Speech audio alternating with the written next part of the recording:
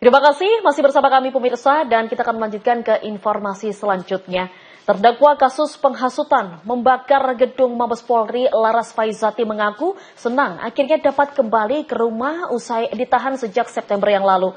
Laras menyayangkan putusan hakim yang tetap menjatuhkan bersalah meski kritik atas bentuk situasi politik itu tidak dapat dipidanakan. Sambil terisak tangis, Laras Faizati menyampaikan rasa terima kasihnya karena telah bebas usai ditangkap sejak September 2025 lalu. Laras mengaku kecewa atas putusan hakim yang memvonisnya bersalah melakukan penghasutan membakar gedung Mabes Polri pada aksi unjuk rasa Agustus 2025 lalu. Namun hal itu terbayarkan dengan kembalinya ia ke pelukan keluarga. Laras berharap dengan vonisnya ini menjadikan demokrasi di Indonesia semakin baik.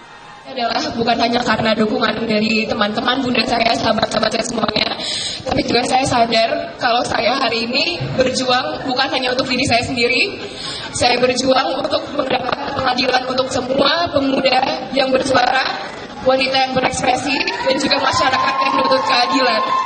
Jadi saya harus semangat menghadapi ini semua. Dan alhamdulillahnya hari ini saya bisa pulang ke rumah walaupun masih tetap dinyatakan bersalah dan seharusnya opini dan kritik dan ungkapan kemarahan atas suatu situasi politik yang sangat memilukan itu tidak dianggap bentuk kriminal.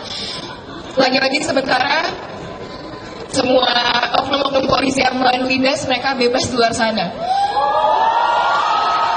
Walaupun hari ini saya pulang tapi keadilan belum seutuhnya ditegakkan.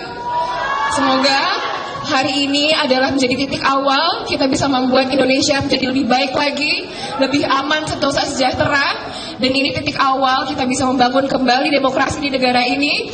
Dan semoga hari ini adalah titik awal di mana Indonesia bisa membangun ruang yang lebih besar untuk menampung suara wanita dan pemuda. Terima kasih semuanya. Dan demokrasi jangan mundur. Terima kasih semua atas dukungannya. Terima kasih banyak. Assalamualaikum warahmatullahi wabarakatuh. Hidup perempuan yang bersuara dan melawan. Terima kasih semuanya. Sementara itu, senada dengan Laras, tim kuasa hukumnya Uli Pangaribuan mengatakan kekecewaannya atas putusan Laras yang dijatuhi bersalah dan kemudian dibebaskan.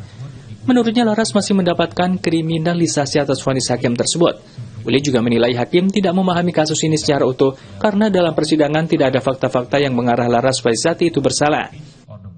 Seperti yang teman-teman ketahui yang mengikuti persidangan, fakta-fakta di persidangan menunjukkan bahwa Laras tidak ada fakta yang menunjukkan bahwa Laras bersalah.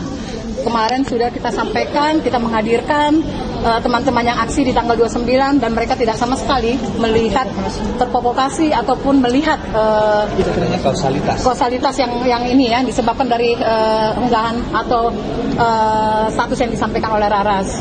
Tapi kami melihat ini hakim tidak benar-benar melihat atau mempelajari fakta-fakta di persidangan sehingga pertimbangan hakim menurut kami sangat bias ya, dan ini juga sama sekali tidak memberikan rasa keadilan buat Laras yang seharusnya Laras terbukti tidak bersalah. Dan kemarin kita juga menyampaikan mensreanya tidak terbukti, artinya harusnya Laras dibebaskan secara murni tanpa harus ada embel-embel Laras bersalah kemudian dia dibebaskan gitu.